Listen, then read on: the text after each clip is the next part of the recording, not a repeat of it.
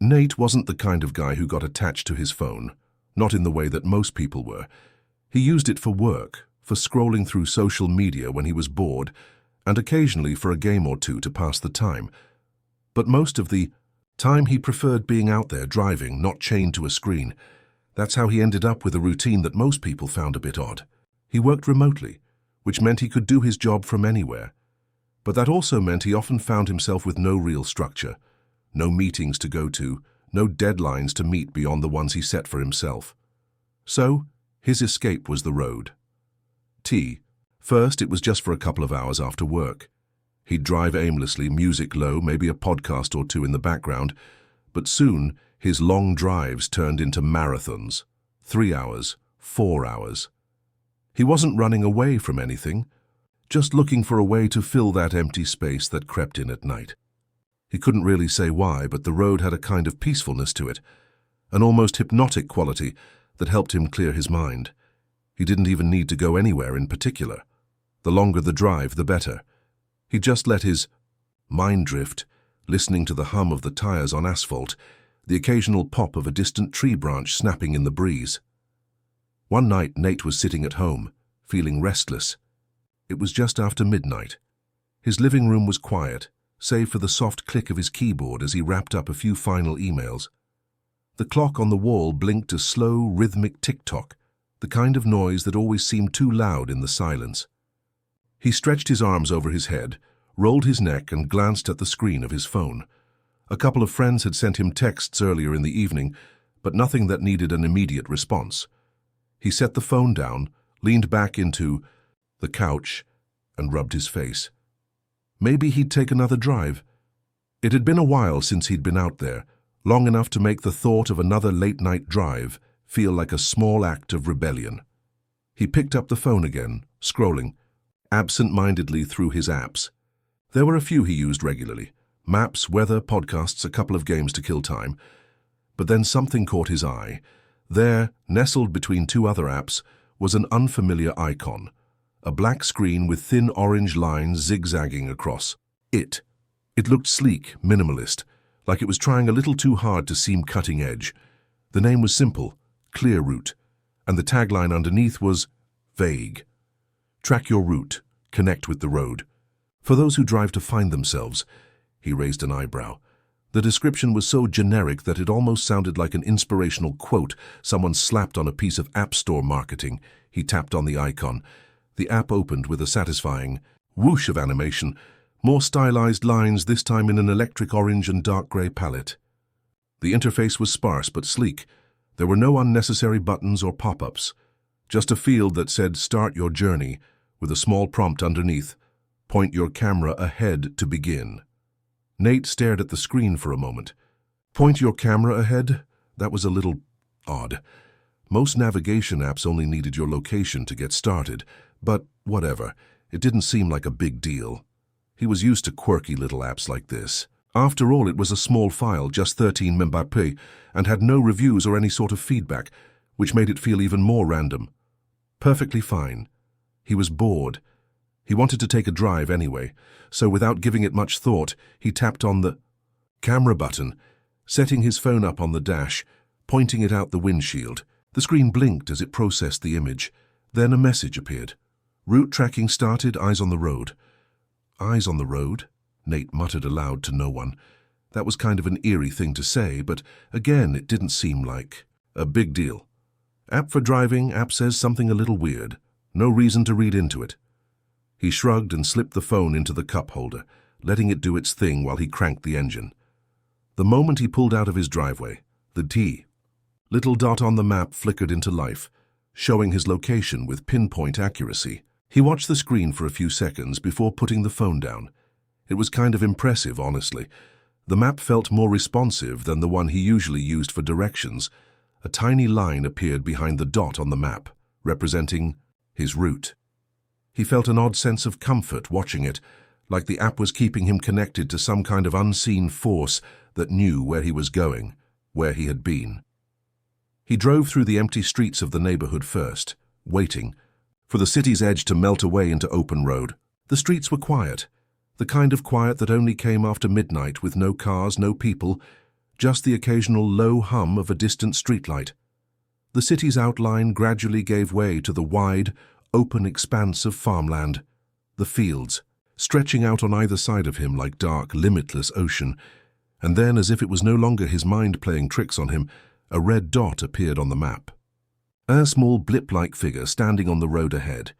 It was too far off for him to see with the naked eye, but the app had picked it up, placing that tiny figure on the map in stark contrast to the otherwise empty blacktop. A hazard ahead. Notification popped up a moment later. Pedestrian. Nate blinked. He checked the road again, glancing at the dark expanse ahead of him, but saw nothing. Just a straight stretch, empty as always. He eased up on the gas pedal, slowing down to a crawl. He still didn't see anyone. There was nothing there, no one. No shadowy figure lurking in the distance. The map still showed the red dot. The figure was still there, standing right in his path, unmoving. Nate took a sharp breath. He'd had moments like this before. A trick of the light, a misplaced shadow on the road. But this was different. This wasn't just something his mind had imagined. This was on the screen. A figure waiting for him. He glanced over his shoulder, eyes flicking nervously to the rearview mirror. No one. It was just him, driving alone. Down an empty road in the middle of nowhere, the figure didn't move. Not on the map, not in real life. And then, just as he was about to pass the point where the figure was supposed to be, the icon on the map blinked. It shifted, jumping ahead a few meters like it was skipping frames, like it wasn't quite sure where it was supposed to be. The figure was gone. The map read, "Hazard cleared." He exhaled slowly, shaking his head. "What the hell?" he continued, driving. But the feeling of unease didn't fade. The app was still running, still tracking his every movement, but now it felt more like an observer than a tool. He almost wanted to turn it off, but something kept him from doing it. Something had shifted. Something about this app didn't feel normal. The rest of the drive was uneventful. No more figures, no more strange warnings. But when he got home and pulled the phone out of the cup holder, there was a strange new message. It read, "Route completed, eyes on the road." Nate stared at it for a long moment, a shiver crawling down his spine. He told himself it was nothing.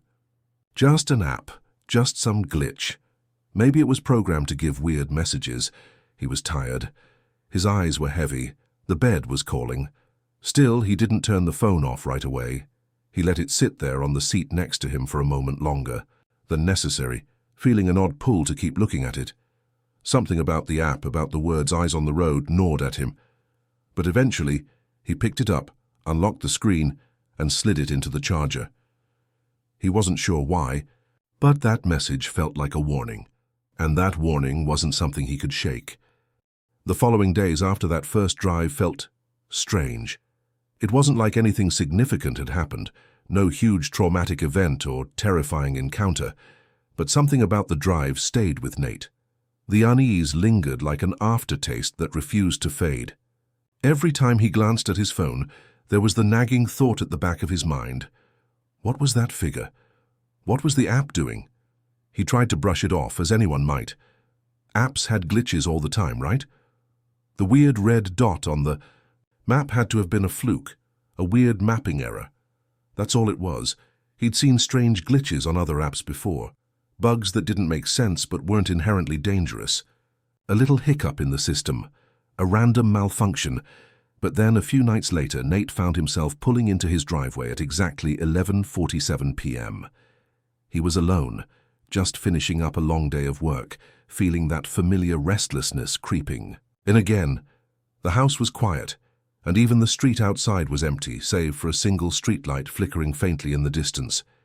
He'd been pacing back and forth for the past hour, unsure of what he was feeling. That same itch to get out, the urge to drive. He'd dismissed it at first, thought maybe he was just tired, but something had drawn him in. Like a pull he couldn't quite explain. It was almost as though the road was calling him.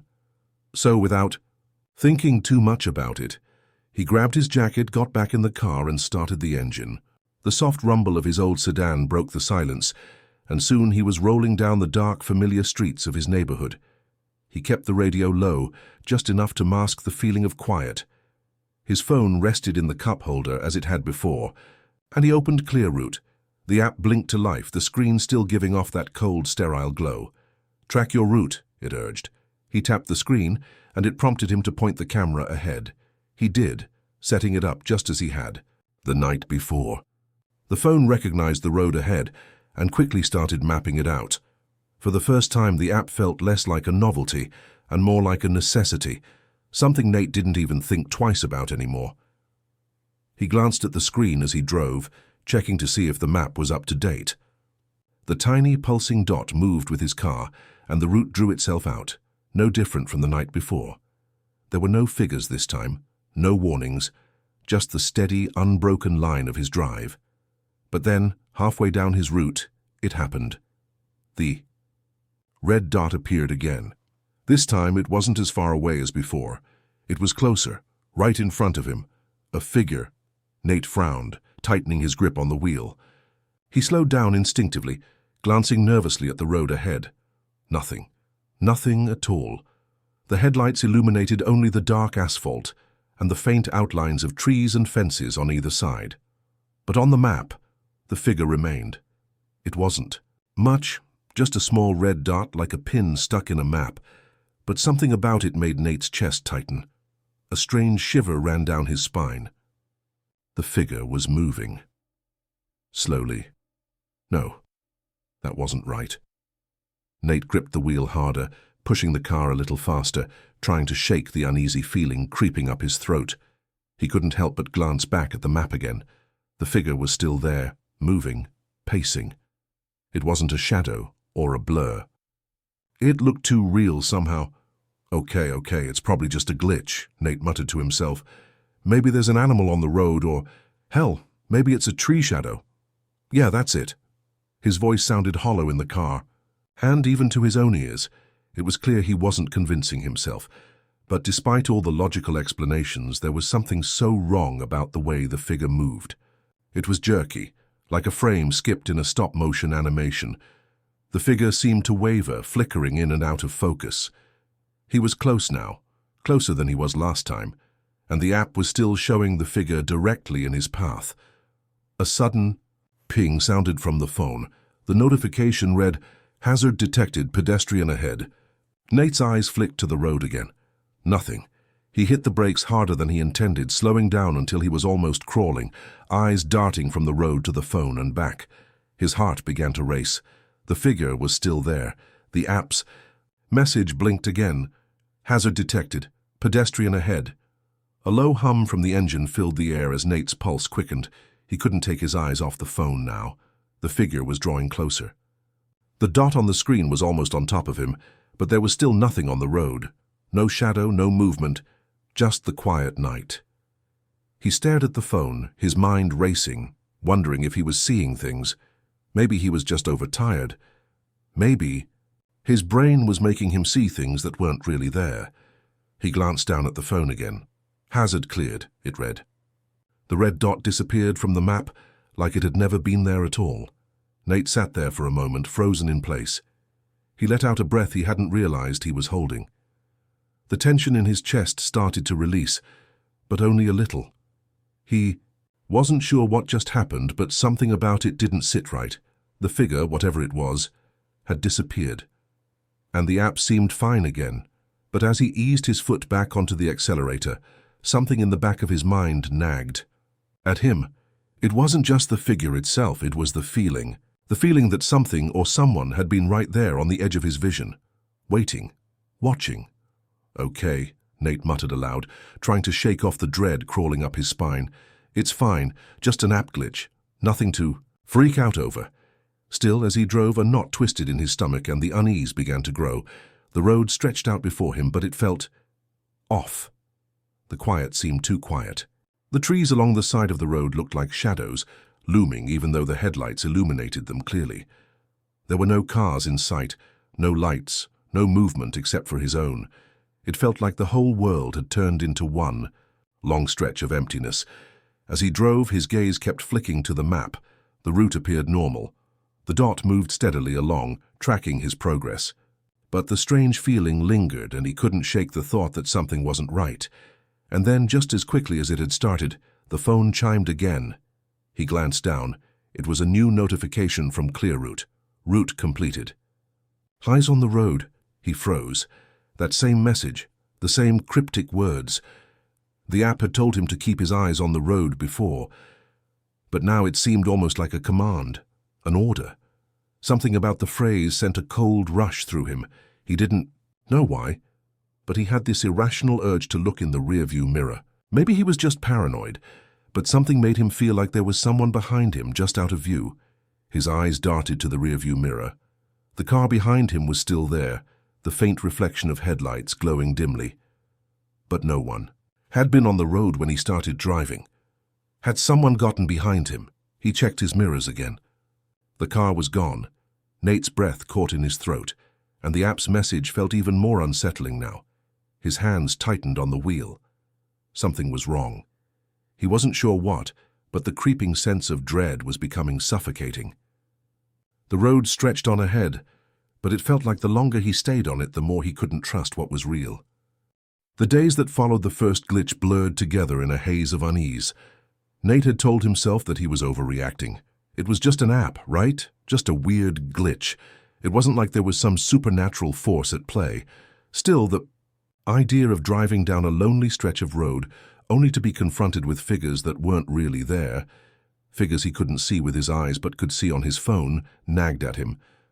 He couldn't shake the feeling that something was wrong. Something about the app wasn't right.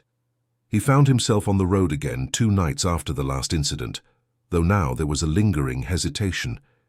He didn't quite understand why he was driving, but it was that same restless feeling, the urge to escape the stillness of his house, to be out there moving. It wasn't unusual for him to take a late-night drive. But now, as he settled into the driver's seat and started the engine, a sense of dread settled like a stone in his stomach. He pulled out of the driveway and into the dark street, his headlights cutting through the gloom. It was the same stretch of road as before, empty and winding. The kind of place where you could lose yourself in the sound of the engine and forget about the world. He didn't even think twice about opening the ClearRoute app. The app blinked to life, and the familiar eyes on the road message appeared on the screen. Nate tapped the prompt to begin tracking. This time he pointed the camera out the windshield, but found himself glancing at the phone with more wariness than before. It felt like he was testing fate by using it again. It felt like the app was watching him. The thought made him shiver, but he tried to shake it off. The map appeared just as it had before, the route drawing itself as he drove along. The red dot showing his position moved steadily.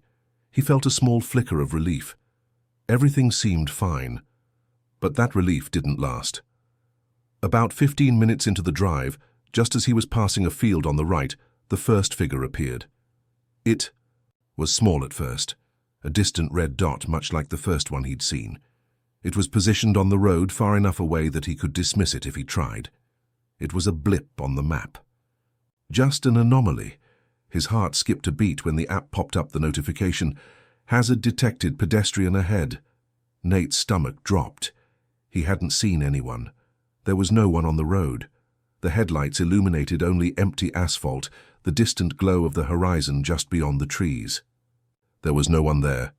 He hit the brakes, slowing down despite himself, and his eyes darted between the road and the phone.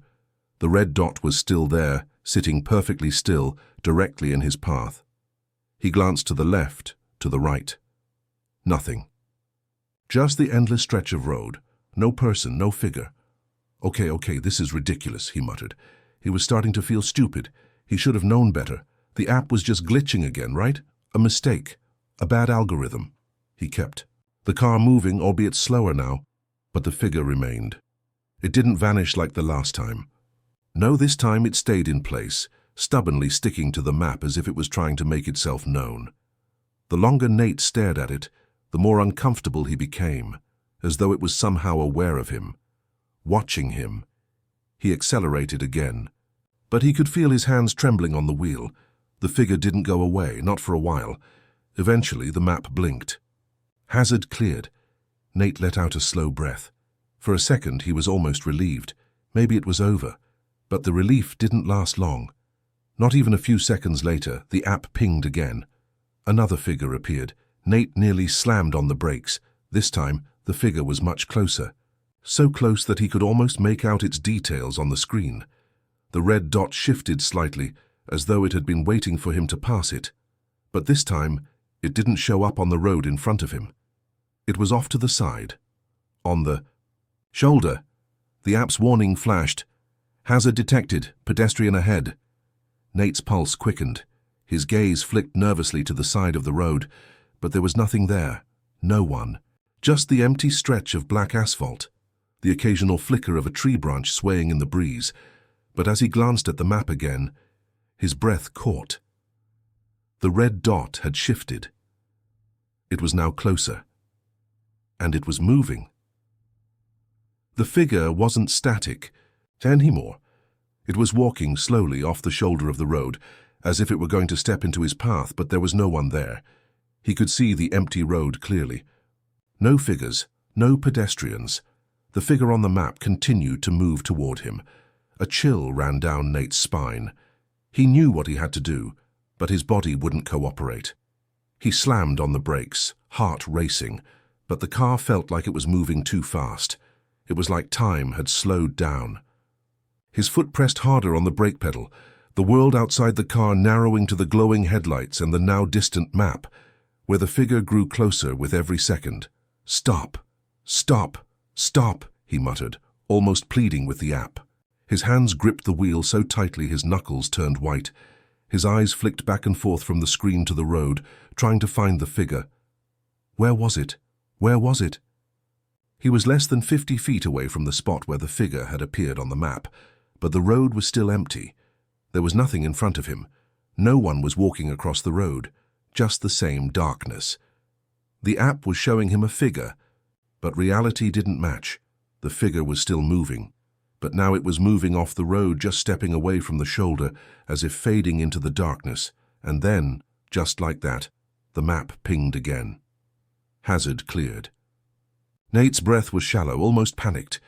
His hands were slick with sweat as he gripped the wheel, staring at the empty road before him. But his mind was spinning, racing. His head felt dizzy with confusion and fear. He wasn't sure what he was seeing anymore. The app couldn't be right. It couldn't be showing him people who weren't there, or could it? For the next few minutes, Nate drove without looking at the map, trying to keep his focus on the road. The headlights illuminated the pavement ahead, and his hands trembled on the wheel. His mind was buzzing, replaying what had just happened over and over again. He was starting to doubt himself. Was he seeing things? Was he losing it? He tried to shake off the tension, but it stuck with him, gnawing at his insides. He could hear the soft hum of the engine, but his thoughts were louder. What was going on with this app, and more importantly, why was it showing him things that weren't real? And just when he thought he might be able to regain some sense of calm, another ping from the app shattered the silence. Another figure. This time it was no longer just one, it was two. Nate had never been more aware of the silence around him. It wasn't the kind of quiet you could settle into. No, it was the kind of silence that gnawed at you, making your skin crawl. Every time he drove, the sound of his own breathing seemed to grow louder in the car, louder than the hum of the engine or the soft click of the turn signal. And every time he glanced at his phone, the growing list of warnings, hazard detected, felt more and more real. The figures on the map, the red dots, were no longer something he could just ignore. They were there, real or not. They had an undeniable presence, and the fact that he couldn't see them on the road made them all the more menacing. But tonight, something was different. It started when he left his house at around 11:15 p.m., an odd time for a drive, but the restlessness had once again settled into his bones. He couldn't shake the feeling that the road was calling to him, or maybe it was the app whispering to him from his phone. Something told him that if he just kept driving, he could outrun the weirdness, escape it. But it didn't seem that simple anymore. Nate opened the Clear Route app again, doing so with a strange sense of dread. The app had been acting odd lately, and that feeling only deepened the longer he kept it open. But like a moth to a flame, he couldn't resist.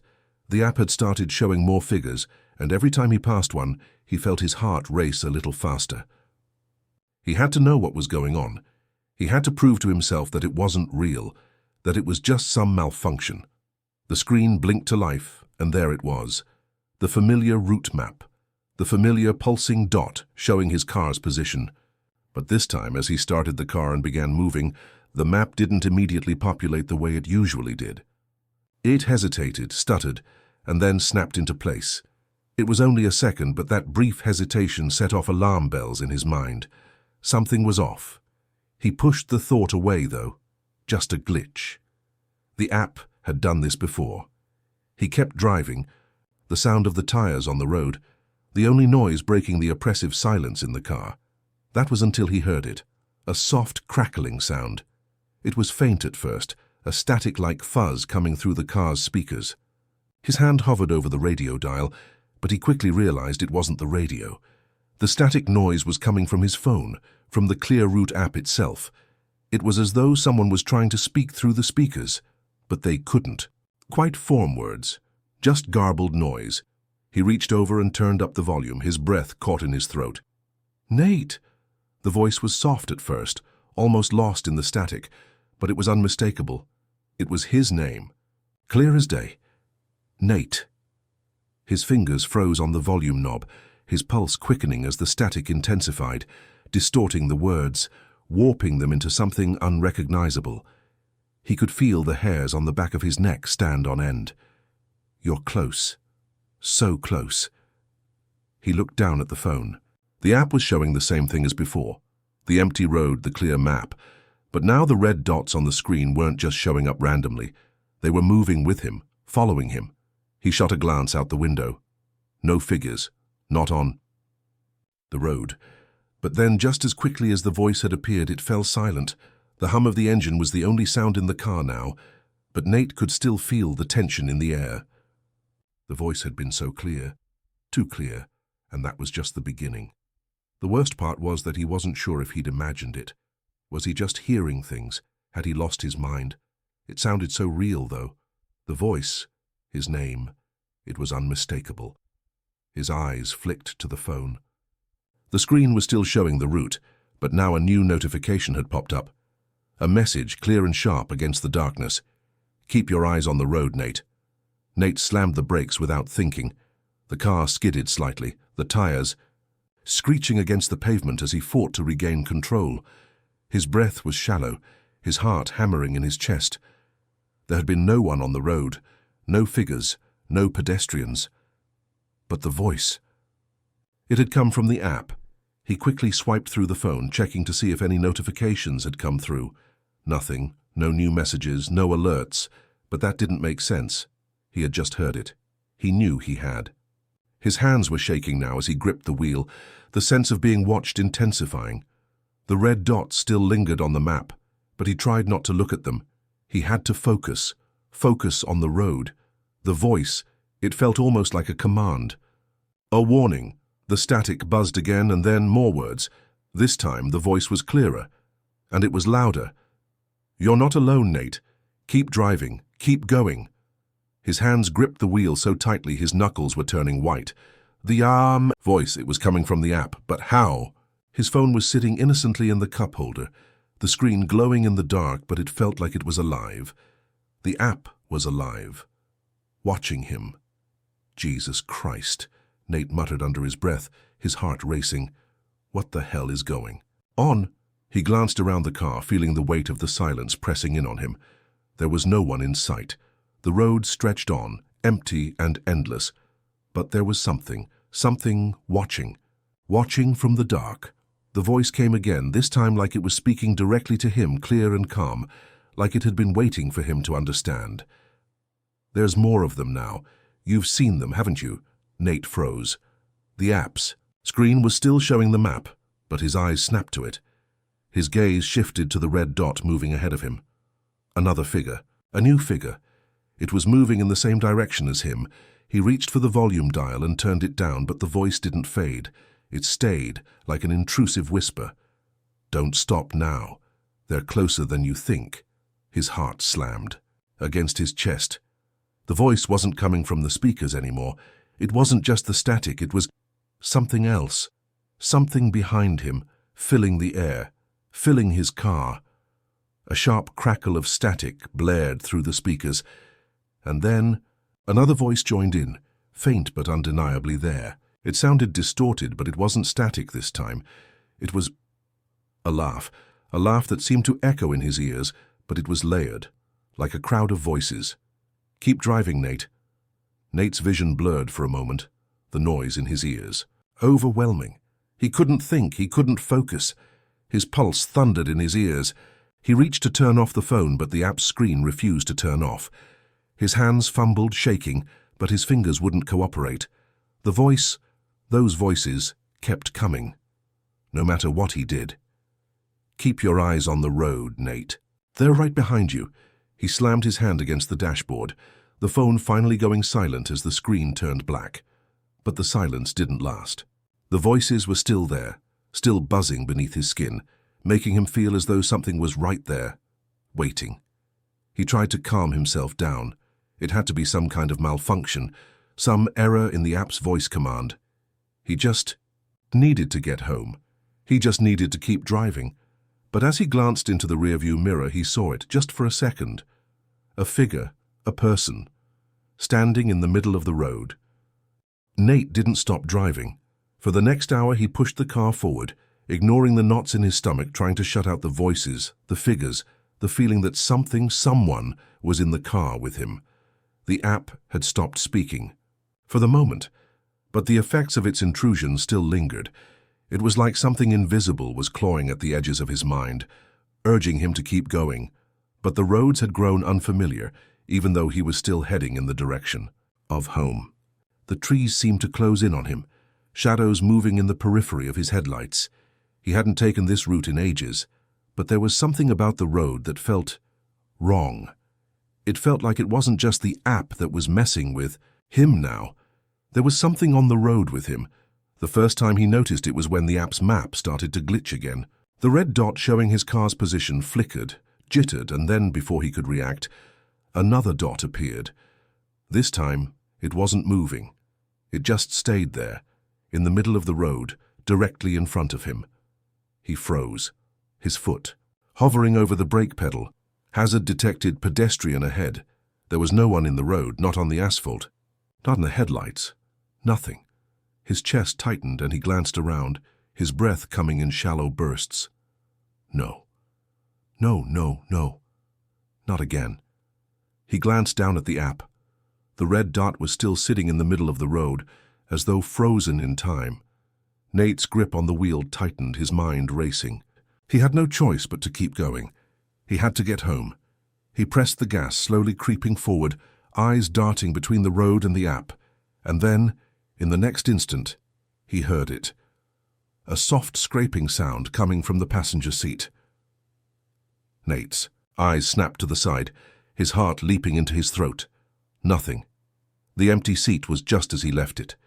He glanced back at the road, breath coming fast. Maybe it was just his nerves. Maybe he was imagining things. But the scraping sound hadn't been in his head. It was real. He pressed forward again, his eyes flicking nervously to the phone. The red dot on the map was still there, unmoving. He was getting closer. The sound in the passenger seat returned again, this time louder. The soft scrape of something being dragged across the seat, something that shouldn't be there. Nate's eyes shot back to the passenger side. A figure. Sitting. There, a person, a man, a shadowy outline against the dark, hunched over, staring straight ahead, his face hidden in the darkness. Nate's foot slammed on the brake, and the car screeched to a halt. The figure didn't move. The headlights illuminated the seat, empty, again. Nate blinked and the figure was gone. Just gone. His pulse raced. His palms were slick with sweat. His heart hammered against his ribcage. He'd seen it. He wasn't imagining it. But that's impossible, right? The seat was empty. There was no one there. He reached for the app, his fingers trembling, desperate to make sense of it all.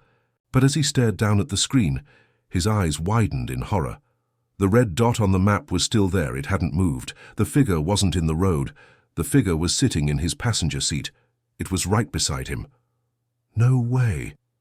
The static buzzed again, and this time the voice spoke again, clear but somehow warped, like it was coming from far, far away.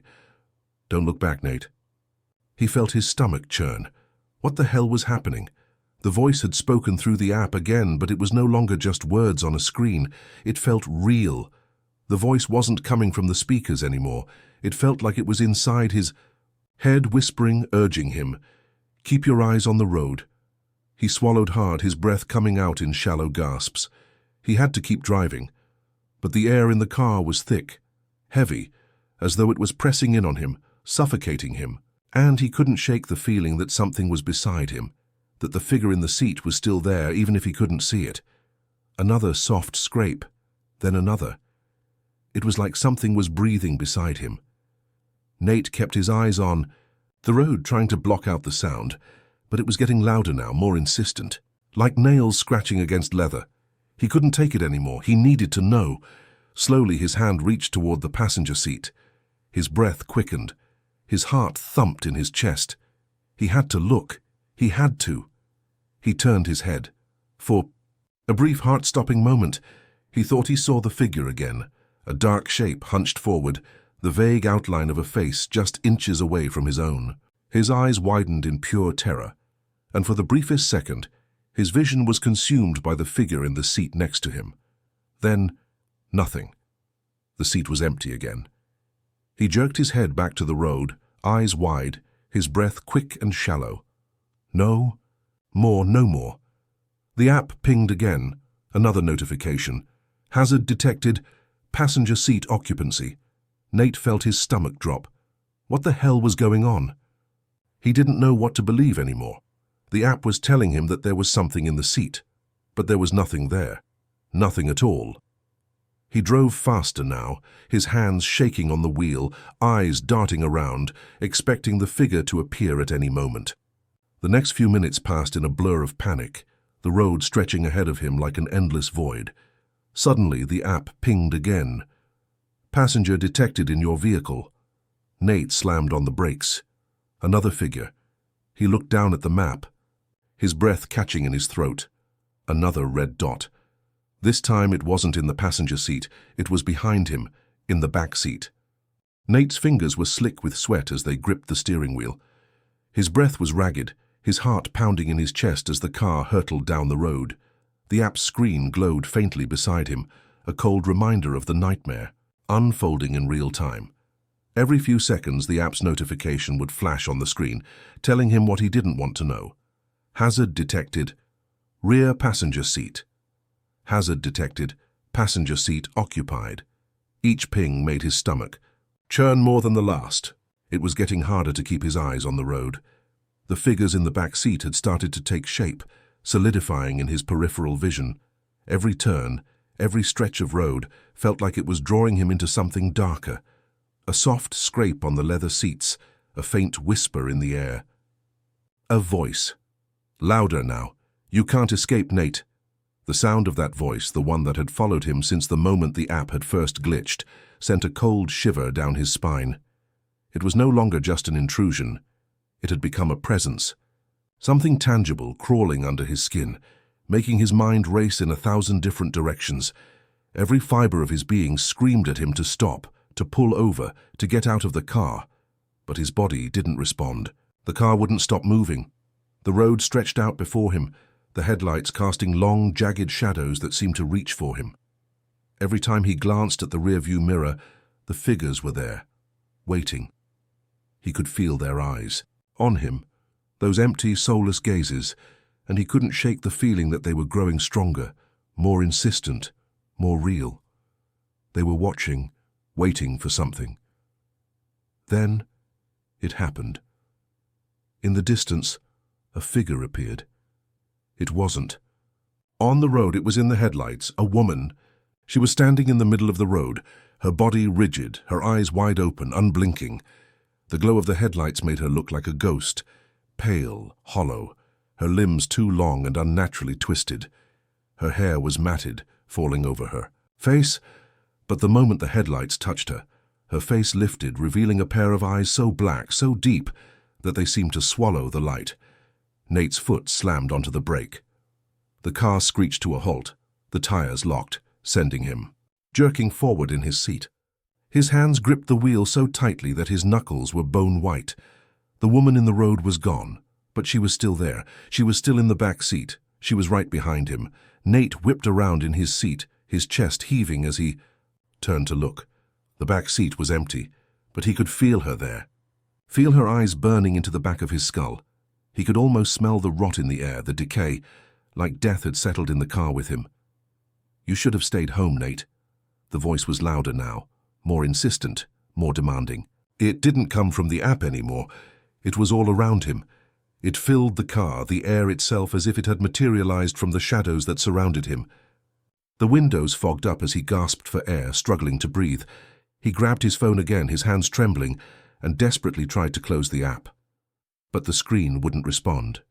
No matter what he did, it stayed on. The map remained. The red dots remained.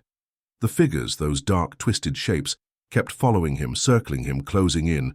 And then another ping, a notification that made his blood run cold. Eyes detected. Rearview mirror. His pulse spiked. The app was tracking him. No, watching him. With a trembling hand, Nate reached up and looked into the rearview mirror, dreading what he would see. But the mirror was fogged up, clouded with condensation, reflecting. Only vague shapes. No. He wiped at it with his sleeve, trying to clear the fog. His breath caught in his throat when the mirror cleared. There were eyes, thousands of them, staring at him from the rearview mirror, wide, unblinking, hollow, the E. Eyes in the mirror weren't just from the woman in the road. They were everywhere. In the dark corners of the mirror, in the reflections that danced behind him, in the empty seat beside him. Eyes that hadn't been there before, but now they were everywhere. In the seats, in the shadows, in the corners of his mind. "Keep your eyes open, Nate, we're not finished," the voice echoed in his mind over and over again like a chant. "Keep your eyes open. Keep your eyes open." Nate's head spun. His thoughts collided. Keep your eyes open. But they were already open. His eyes were wide, so wide, yet it felt like the world was closing in. He didn't know where the road ended and where the shadows began. The lights on the road distorted, swirling around him like they were alive, pulling him deeper into something. Dark, something he couldn't escape. Eyes open, eyes open. The car lurched forward suddenly, jerking him back into his seat as the app came alive with a new message. Warning, unverified passenger in the rear seat.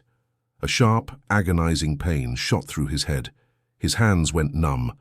The road ahead seemed to distort, becoming a twisted, nightmarish reflection of itself. His vision blurred. But through the haze of his dizziness, he saw her again. The woman. Her face was pressed against the back window now, her lips stretched into a grotesque, twisted smile, her eyes wide open, staring into his soul. Nate screamed. He slammed his foot on the accelerator, the car roaring to life. But it wasn't the car moving anymore. It was the road. The road was dragging him, pulling him deeper into the dark. The headlights were dimming. The figures, the eyes, they were everywhere. Everywhere. He couldn't stop. The road wouldn't let him stop, and then the app pinged once more. Eyes open. It's too late. Nate looked at his phone, his heart crashing in his chest. The red dots were all around him. They were closing in. And then the figures were no longer just on his screen. They were in the car, with him.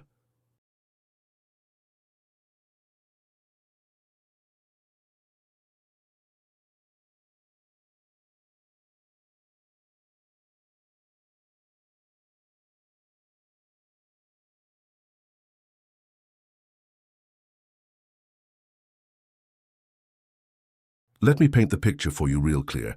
October in Pennsylvania. Right in that sweet spot where the leaves are setting the hills on fire with reds, oranges and golds, and the air smells like distant bonfires and the beginning of something cold. Should have been peaceful. Should have been one of those postcard moments, but this day it didn't feel like that. Nah, this one had a bite to it. The clouds hung low, thick and unmoving, like a blanket pressed too tight against the sky. No wind, no birdsong. The kind of quiet that feels intentional, like the world's holding its breath, waiting for something to happen. I just pulled into a gas station on the outskirts of Wilkes Barre, one of those sad little places with flickering fluorescent lights and a rattling ice chest that looked like it hadn't been stocked since Clinton was president. I was on my third cup of whatever passed for coffee there. Bitter, burnt, probably 70% gasoline, but it was warm and it kept my hands from shaking. I was dead tired, dead broke, and debating if I could stretch a quarter tank of diesel all the way to Cleveland. Then my phone buzzed. Unknown number. I should have ignored it. Instead, I answered, "'Cause that's what you do when you're desperate and wearing your last clean shirt." The voice on the other end, gravel and smoke, low, measured, like someone who knew people listened when he talked. "You the driver?" "That." "Depends," I said, keeping my voice casual. "What's the job?" "Single freight. One pickup. No paperwork, no way stations. You drive straight, no detours, no stops unless absolutely necessary." He paused. "Cash." That was the word that sealed it. Cash. I asked where the pickup was. He gave me a name I knew but didn't. Like Centralia. Now, if you've never heard of Centralia, let me break it down. It's a town that used to exist. Coal fire started burning under it in the 60s, and it's still going. Been burning under the ground for over half a century now. Whole place is empty. Roads buckled from the heat underneath. Trees dead. Some houses just swallowed into sinkholes. Most truckers won't even drive through it, let alone stop there. But I needed the money, and fast. And there was something in the way that voice spoke. Like he knew I was going to say yes before I did. I told him I'd take it. He gave me coordinates instead of an address. Told me to be there by 5 p.m. Said someone would meet me with the freight, so I topped off the tank, grabbed a stale donut, and hit the road. As soon as I left the main highway, the world changed. That last turn toward Centralia. It felt like crossing a border. The trees thinned out. The road cracked and curled. Smoke crept from the ground in little wisps, stinking of sulfur and ash. You don't see fire in Centralia, but you feel it. The heat under your boots. The air that smells cooked. The warehouse was set back off an old mining road. GPS didn't register it, just pointed me into static. Half the building was collapsed, rusted metal curling like the edges of burned paper. Windows smashed out. Something had dragged across the dirt out front, leaving a long, deep furrow. Like something big had been pulled in or out. There was a single box truck sitting in front of the place. Matte black, no license plate, no logo, just blank, like it didn't want to be remembered. And standing next to it was a man. Now I don't. Rattle easy, but this guy, he was something else. Suit way too clean for a place like that. Crisp and dark, but ill-fitting, like it belonged to someone else. His skin looked pale in the weird overcast light, but not pale like sickly. Pale like polished stone. And his eyes, they didn't blink. "You're the driver," he said, already turning toward the warehouse. I hesitated. He didn't. He walked, like a man who'd done this before, like there wasn't a doubt in his mind I'd follow, and stupid as it sounds, I did. He handed me a folded paper.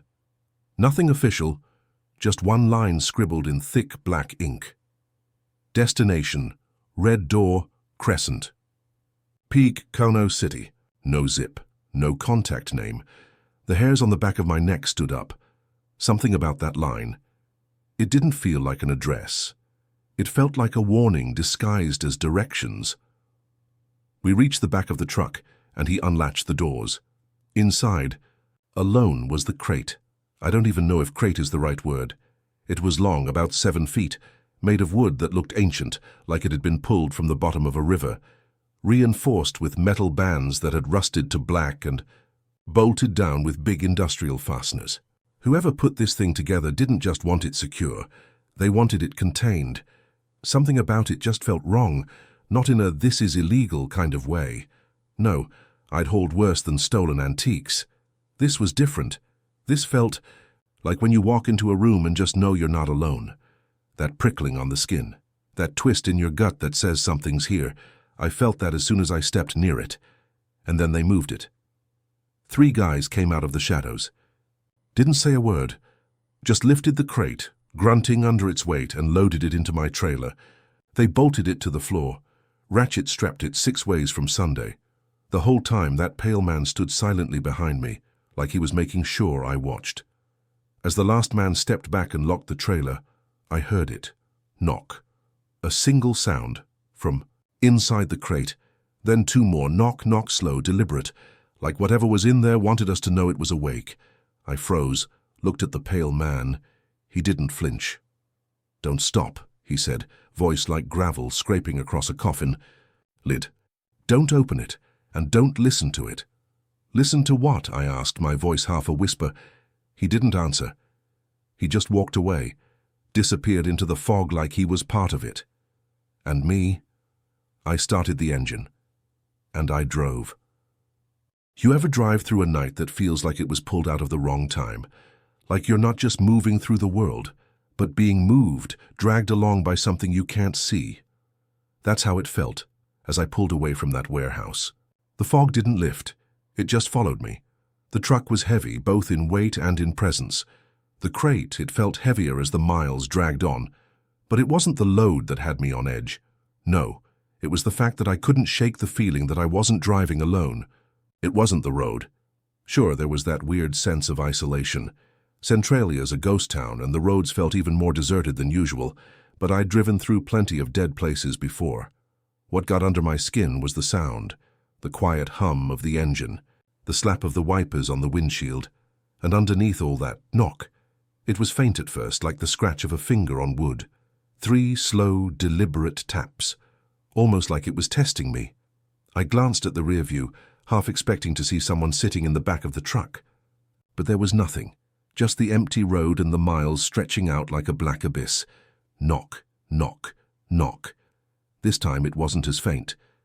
The sound came clearer and closer. Tap, tap, tap. 3 knocks. Then a pause. A long, stretching silence. That felt like someone was holding their breath, waiting for me to do something. And then, louder, almost insistent, knock, knock, knock. I let go of the wheel for a second, rubbed my eyes, trying to shake it off. I turned up the radio. Static. I twisted the dial to another station. More static. The music cut out. I was down to nothing but that horrible, hollow sound. Another knock. I don't know why, but I pulled over. I had to. It felt like the truck was pulling me off the road, like it was trying to drag me into whatever was in that crate. I killed the engine, the silence swallowing the last of the engine's hum. For a moment I just sat there, staring out through the windshield. There wasn't another car on the road, no lights in the distance. Just me, and this strange, creeping sensation that I wasn't really alone. I grabbed the flashlight from the glove compartment and opened the door. The cold air hit me like a slap to the face. I walked to the back of the truck, every step echoing in the silence. My boots crunched on the gravel, but it sounded distant, faint. The trailer doors loomed in front of me. The lock stared back at me, the cold steel glinting under the dim glow of the flashlight. My heart was racing in my chest, every muscle in my body telling me to turn around, get back in the truck, and just drive. But I didn't. I stepped forward, one hand gripping the cold metal of the door handle, the other holding the flashlight like it might be some kind of protection. The knocking had stopped, but the air felt heavy, like it was thickening around me. With a deep breath, I yanked the door open. The smell hit me first, a strange mix of rot and earth. Not fresh soil, but the kind of earthy scent that comes from something that's been buried too long. It rolled out of the trailer, curling around me like a ghost. I stepped inside, shining the light across the crate. Still bolted down, still sealed tight. But the moment my eyes locked onto it, I knew. Something was wrong. It wasn't the weight. It wasn't the fact that the straps had slackened. It was the fact that I felt it move. I know, it sounds insane. But I swear it, I felt it. Like a shift, a vibration that ran through the trailer floor, up my spine, and straight into my chest. Something was pushing, struggling, wanting out. I backed away slowly, my breath coming out in shallow bursts until I hit the trailer door again. I was about to close it, lock it all back up and pretend nothing had happened, when I heard it, whispering. It was soft at first, like a breeze through the trees, so quiet I almost thought I imagined it. But then it was clearer, a voice, and it wasn't coming from the air. It was coming from inside the crate. Let me out. Let me out. I froze.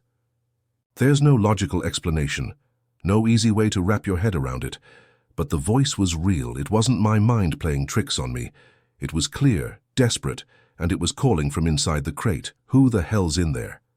I found myself muttering out loud. No answer.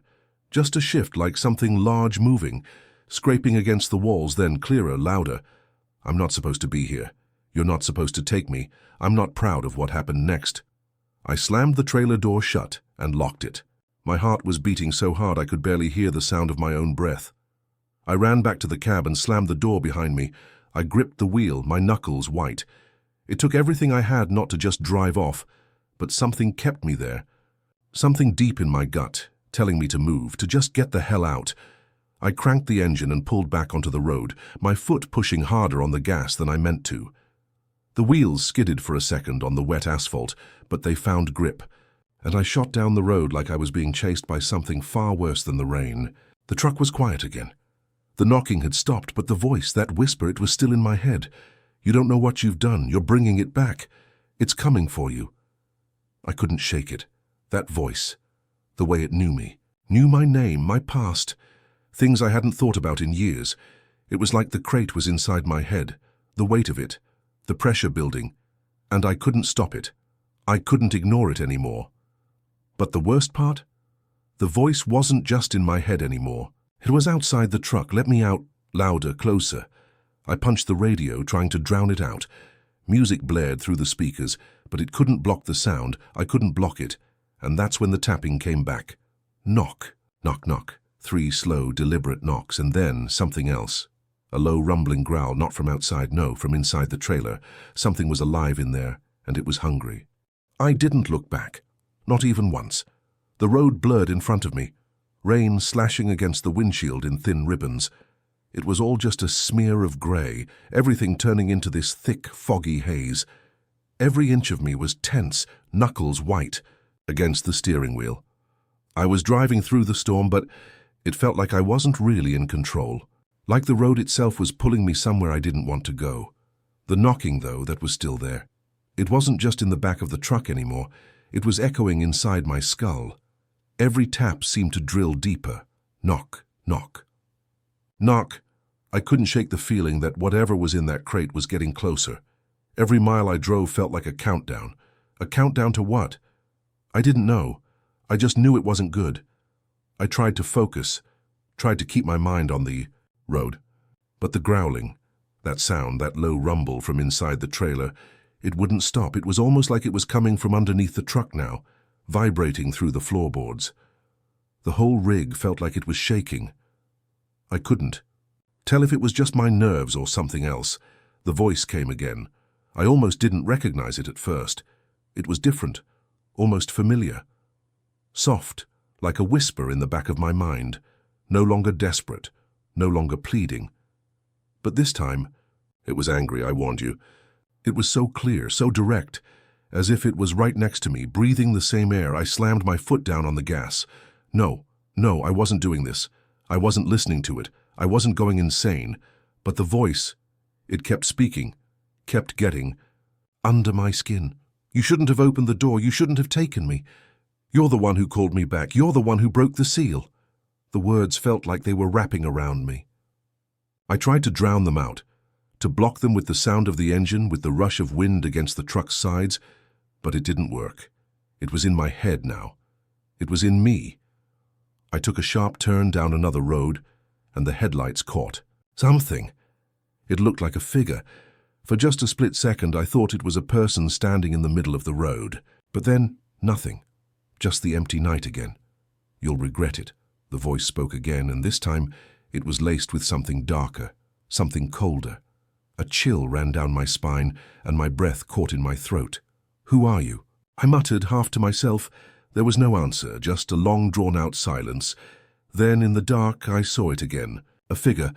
This time it was clearer. A shadow just off to the side of the road. A tall shape standing like it was waiting for me. Its outline was all wrong, like it didn't belong in the world. The way it twisted, like the air around it was distorting, bending to its shape. And then the voice spoke again. It's here, it's coming for you. I didn't think, I acted. I swerved the wheel hard to the left, my tires screeching against the pavement as the truck lurched to one side. The road was slick from the rain and the trailer behind me shifted. I heard a horrible scraping sound like something tearing at the metal. My heart was pounding in my chest, my throat tight. The trailer. The crate. I slammed the wheel straight, again trying to keep control. The truck jerked back, righting itself, but that growl, that horrible rumbling sound came back louder this time, and then knock once, twice, 3 times. But this time, there was something else. Something more. It wasn't just knocking anymore, it was scratching. Long, drawn-out, agonizing scratches, like claws dragging across wood, trying to tear its way out from inside the crate. "Let me out!" The voice was louder now. It wasn't a whisper anymore. It was screaming, screaming from inside the truck, inside my own head. "You don't know what you've done, you don't know what's in here, you have to stop. You have to stop before it's too late." I didn't care about the road anymore. I didn't care about the rain. I didn't care about anything. I slammed my foot down, pushing the truck faster, ignoring the squeal of the tires against the slick road. I had to get away. Whatever that thing was, it was alive.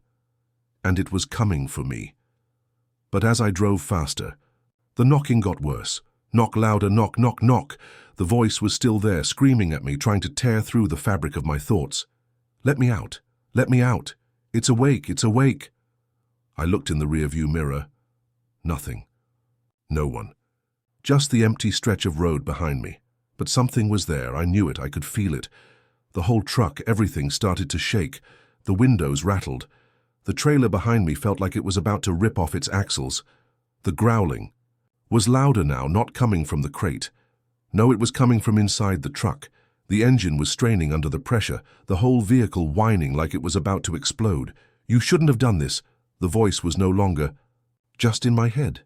It was inside the cab. It was right next to me, like something breathing down my neck. A deep, sickening whisper that scraped across the inside of my skull. I couldn't take it. I couldn't breathe. I snapped. I grabbed the brake, pulled it, slammed it down to the floor. The truck screeched to a halt, the tires burning against the asphalt, throwing up a cloud of smoke behind me. I was jolted forward, slamming against the steering wheel. My head spun, the world tilted, and for a moment I thought I might pass out, but I couldn't stop.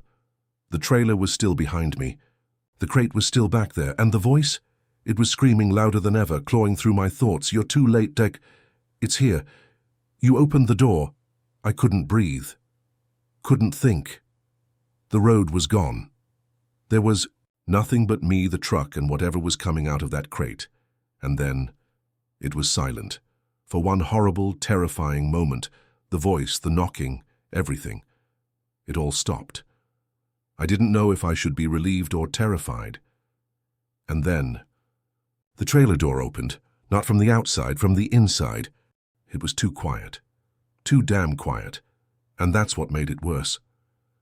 1 second I was sitting there, heart pounding in my chest, drenched in cold sweat, and the next, everything just stopped. The knocking, the growling, the voice that had been tearing at my soul, it all vanished. Just like that, but I knew that wasn't a good sign. Because when something stops that suddenly, when everything goes silent, it means something worse is coming. And I wasn't ready for it. My hands gripped the steering wheel so tightly, my fingers started to ache. The truck had stopped in the middle of the road, and I couldn't bring myself to move. The engine idled, but the sound of it felt distant, almost muted. Everything felt wrong. The silence stretched out. Then the trailer door creaked. It wasn't a loud noise, but it was enough to snap me out of the trance I'd fallen into. My eyes flicked to the rearview mirror. The reflection was empty. Nothing. But blackness behind me. But I knew. I knew what I'd heard. I tried to swallow, but my mouth was too dry. I looked back at the dashboard, staring at the blinking lights, the fuel gauge, the radio with its static. Everything was still. But the silence in my head, the one that had come after the screaming, it was worse than any noise. Then the door creaked again. Slow. A deliberate sound, like something moving inside. I couldn't take it anymore. I didn't care what happened next. I had to know. I wasn't about to just sit there and wait for whatever was inside that crate to break, free and finish whatever it had started. Without thinking, I threw open the truck door and stumbled out, the wet pavement cold against my boots. The air felt thick, like it was pressing down on me, suffocating me with every step I took. I didn't look at the road. I didn't look at anything but the back of the trailer, the door that was slowly creaking open. The door. It was still moving, just a crack wider with every second. "Stop," I muttered to myself, trying to find some semblance of control. "This isn't real. This is just in your head." But I couldn't lie to myself anymore. I reached the back of the truck, and the moment I laid my hand on the cold metal, a wave of dizziness hit me. Like my body was trying to warn me, but I was too deep into this mess to listen. My breath came, out in shallow gasps, the tightness in my chest nearly suffocating. The crate was still in place, still strapped down, still sealed, but something had shifted. There was a deep, deep groan from inside the truck, like a slow, aching stretch, as if the crate was breathing. Something inside was trying to move. I couldn't stop myself. I pulled the latch. I didn't even pause to consider the consequences. I yanked the door open, and that's when I saw it. The crate was no longer the same. The wood had split. Tiny, jagged cracks ran along the edges like veins pumping blood. The metal bands that had once held it together were now bent, twisted out of shape, as if whatever was inside had been pushing against them. The whole thing was changing. I stepped closer, my heart hammering in my throat. The air was thick with the smell of rot, something worse than decay, the kind of smell that made your stomach churn and your head swim. Then I heard it, the same whisper, the same voice, but now it wasn't a whisper anymore. It was snarling. "You don't understand." I froze.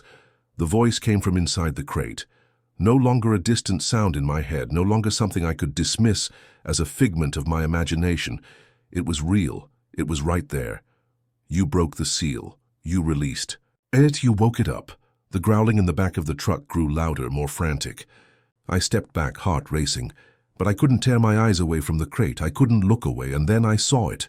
A hand, the fingers of someone, reached through the crack in the crate. Long, bony fingers, twisted in an unnatural way. The nails were yellowed and cracked like they'd been buried for centuries. But the worst part? The fingers moved. They reached. They scraped against the wood as if trying to claw their way out. I stumbled backward, my breath caught in my chest. I was paralyzed, frozen in place by that sight. My mind screamed at me to run, to get in the truck and drive, but my body wouldn't. "Move!" Bang! The crate shuddered, a loud, violent impact from the inside. I saw the wood crack wider. The hand was pulling itself out now, no longer just a claw. It was pushing. Something was crawling. Something was awakening inside that box. The voice came again, but this time it wasn't pleading. "I'm coming for you. I'm coming for all of you, and you can't stop me." I could feel it now. Whatever was inside that crate, it was alive. It wasn't some trapped, desperate thing anymore. It was hungry. I backed away slowly, feeling the weight of that presence, pushing in on me. My feet couldn't move fast enough, and before I could stop myself, I turned and ran. I was barely halfway to the truck when I heard it. The sound that froze my blood. The wood cracked open, and something screamed. It wasn't a human scream. It wasn't a scream that belonged to any living thing. It was the sound of pure, raw rage. The sound of something that had been trapped for too long. The sound of a predator finally breaking free. I didn't look back. I couldn't. I threw myself into the cab of the truck, slammed the door shut, and floored the gas pedal. The tires screeched, throwing gravel in every direction as I sped off into the dark. Behind me, the world seemed to explode. It wasn't just the sound of the crate being ripped apart. It was something else, something bigger, something that made the air quiver. The ground beneath me seemed to tremble, as if the earth itself was reacting to what was crawling out of that box. I didn't dare look back. I couldn't. But I could hear it. The low growl. The sound of footsteps, heavy, dragging. Footsteps that grew closer and closer with each second. It was out, and it was coming for me. My hands shook on the wheel. I couldn't tell if it was the cold sweat soaking through my shirt or the pure adrenaline, but my whole body was trembling. The truck seemed to be running on fumes, the engine whining under the strain. But I didn't dare slow down. Not for a second. Behind me something had broken free. That thing in the crate, the thing I'd been too stupid to stop, was now out there, and it was coming for me. I didn't know what it was. I didn't even want to know. All I knew was that whatever it wasn't human. It was something older, something that had been hidden away and forgotten until I, stupid me, had opened the door to let it loose. I gripped the wheel tighter, my knuckles white, my heart pounding so hard it felt like it was trying to claw its way out of my chest. The headlights of the truck sliced through the rain, but the road ahead of me seemed endless. Like I was driving through a tunnel that had no end, the blackness closing in around me. Thud. I heard it before I saw it. It was coming from the back of the truck. No, not from the trailer anymore. The sound was behind me, right there in the cab, with me. Something heavy, dragging, like footsteps. Thud, thud. Oh God. I risked a glance in the rearview mirror, my breath caught in my throat. Nothing. But that didn't matter. It didn't matter that I couldn't see anything because I could feel it. The air in the cab had changed, thickened, as if something was pressing down on me, squeezing the life out of the space around me. I slammed my foot harder on the accelerator, but the growling, that low, menacing sound, was right there in the truck with me. It was louder now, deeper, like a living thing circling, stalking, waiting to pounce. The creature, it had found me, and it was hunting me. Thud, thud. The sound was getting closer. The truck was still speeding, but it didn't matter. The growling was coming from inside the vehicle now, reverberating through the metal, crawling up the back of my spine. My blood ran cold. You can't outrun me. The voice, the thing's voice, slithered into my mind like a snake, its words, cold and sharp. It wasn't just in my head anymore. I could feel it, its presence. It was there, suffocating the air around me. I jerked the wheel, my hands slick with sweat, trying to shake the feeling that it was already right behind me, that it was already reaching for me. You released me, the voice said again. But this time it wasn't a whisper. It was a growl, deep and guttural. You'll pay for that, you'll run, you'll hide, but I will find you, and you will never escape. I glanced in the mirror again. Still nothing, but I knew it was right there. I couldn't outrun it. I couldn't hide. Whatever it was patient. It had been trapped for so long, and now it was free. Free to chase me, torment me, and tear me apart. I glanced down at the dashboard, trying to steady my mind, trying to focus on something, anything other than the dread that was crawling under my skin. The gas gauge was nearly empty. The needle wavered dangerously close to E. I wasn't going to make it. Not like this. Thud. The noise was louder now, closer. I could feel its presence like a cold weight pressing down on me. The growling stopped. The silence hit me like a punch to the gut. And that was worse. Because when things went silent, that's when you knew you were about to be caught. I jerked the wheel again, narrowly missing a curve in the road. The truck fishtailed, but I kept my foot on the gas. I was driving blind now, eyes wide, heart hammering, but I didn't dare look back. Then the truck's headlights flashed over something. For just a second I saw it, a figure, a tall shadow moving along the side of the road. At first I thought it was just my imagination, too much adrenaline, too much panic. But then it moved. It wasn't human. It couldn't be. It was too long. Too wrong. The figure was impossibly tall, bent in unnatural ways, like it didn't quite fit into the world. It swayed with each step, moving in a way that no person ever could. Its limbs were too long, too thin, the fingers stretching, reaching, twisting in ways that made my stomach churn, and its face, there was no face. Just darkness, just an emptiness, like a hollow shell of a human form, and then in the blink of an eye it was gone, just vanished, like it had been swallowed up by the night. I blinked hard, trying to shake the image from my mind. But that's when the voice came again, louder this time, echoing in my ears, inside my skull. You can't escape me. I looked in the mirror. There, in the reflection. The thing was there. It wasn't in the distance anymore, it was right behind me. Its shape was a blur, a twisted shadow, but I could see its eyes.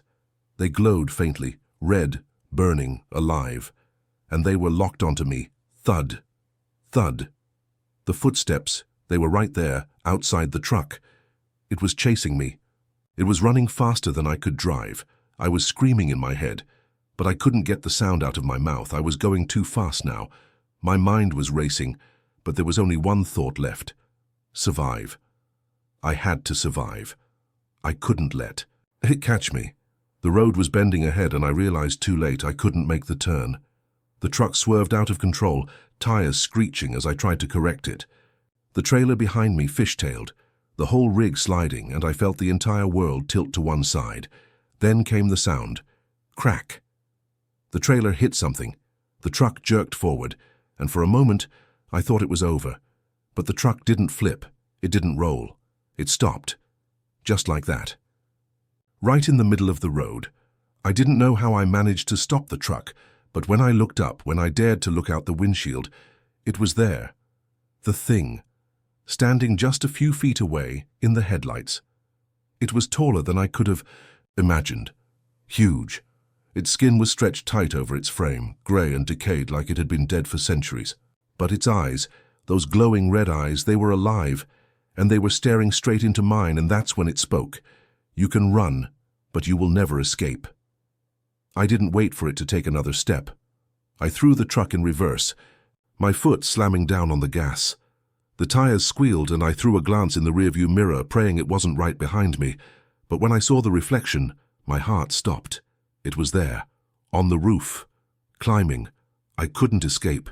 It had me. I didn't know how much time had passed. It felt like hours. Maybe it had been minutes, maybe seconds, I couldn't tell anymore. The world had become a blur of headlights, shifting shadows, and the pounding of my own heartbeat in my ears. The truck was still in reverse, skidding back across the wet road, tires squealing, but it felt like I was moving through molasses. Every second stretched, until I thought I might break into pieces. The thing was on the roof now, its claws, scraping along the metal slowly, deliberately. The sound made my skin crawl, like something sharp dragging across the bones of the earth. I could hear it breathing.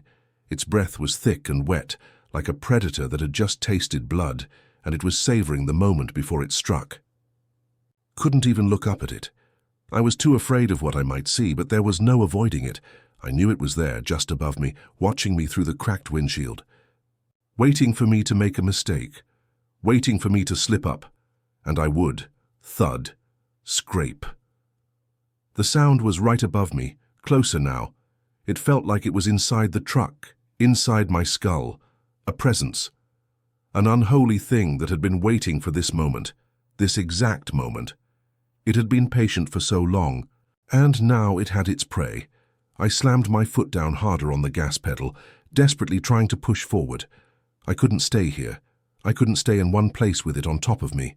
I had to move. But it was no use. The tires spun helplessly, and the truck lurched forward only to spin out again. The wet road was a slippery hell. Every movement felt futile. My vision blurred as panic clawed at my chest, but I refused to stop. Not now. Bang! The roof caved in. I don't even know how it happened. 1 second everything was still, the creature's claws scraping the metal, and the next... The truck shuddered violently, the roof crumpling like a tin can under the weight. To have something far heavier than it should have been. I barely had time to react before the glass exploded outward, shards of it spraying into the air like ice. I threw myself to the side, instinct taking over, but there was no escaping it. The thing was inside. Its claws slammed down, piercing the roof and digging into the seats. I screamed, but my voice was swallowed by the crushing weight of terror that flooded the truck. It was in the cab with me now. Its smell, like decay, like death, poured over me, thick and suffocating. I couldn't breathe. I turned to look at it. Its face, I wish I hadn't. It wasn't a face at all. It wasn't a... Not a face like a man's or an animal's. No, it was a mask. A skinless, grotesque thing stretched over a skull that was too wide, too hollow. Eyes that glowed, bloodshot red, burning with rage and hunger. Its jaw hung open, revealing teeth. That looked more like fangs, long and sharp, designed to tear flesh apart. I could feel the coldness of its breath on my face, foul and hot, smelling of rot. My blood turned to ice. "You think you can escape me?" Its voice wasn't just in my ears, it slithered inside my head, filling every corner of my mind. It pushed against my skull, trying to tear its way out of me. I couldn't breathe. I couldn't move, I couldn't think. All I could do was stare into those glowing eyes, and I knew I was going to die, but that wasn't the worst part. The worst part was that I could feel it. I could feel it inside me. Something in my chest, tightening, as if its power, its rage, was pushing through my bones, trying to fill me. Trying to take control. It leaned in closer, its mouth open wide, ready to devour me whole. And then I saw it. Not in the truck, not on the roof, but in the mirror, behind me. There was movement, something shifting. Another shadow. I wasn't alone. It wasn't just hunting me, it had followers. I turned, desperately trying to see what was behind me, but I couldn't move, couldn't stop myself, but it was too late. I was already lost. Bang! The creature lunged. But it wasn't aiming for me. I felt a rush of air, then the entire truck lurched to the side. The impact knocked me out of my seat, my head slamming against the dashboard. Stars exploded in my vision. When I came to, everything was still. The truck was stopped, but I wasn't in control anymore. I was lying on the wet asphalt. Blood dripped from my forehead, stinging in my eyes. My heart thudded in my chest, but I couldn't get my body to move. Not a muscle. I tried to push myself up, but my limbs wouldn't obey. And then I saw it. It was standing over me. The creature. No. Creatures. There were two now. One was on the roof of the truck, its claws scraping against the metal. The other was crouched low, its head tilted, eyes locked on mine. They were waiting, and then the voice came again. "You did this. You unleashed us. And now..." The rest of the words faded. It didn't matter anymore. I couldn't hear them. I didn't care because I knew what would happen next. The creatures were closing in, and there was no escaping. There would be no more running, no more hiding. I had opened the door, and now I had to pay the price.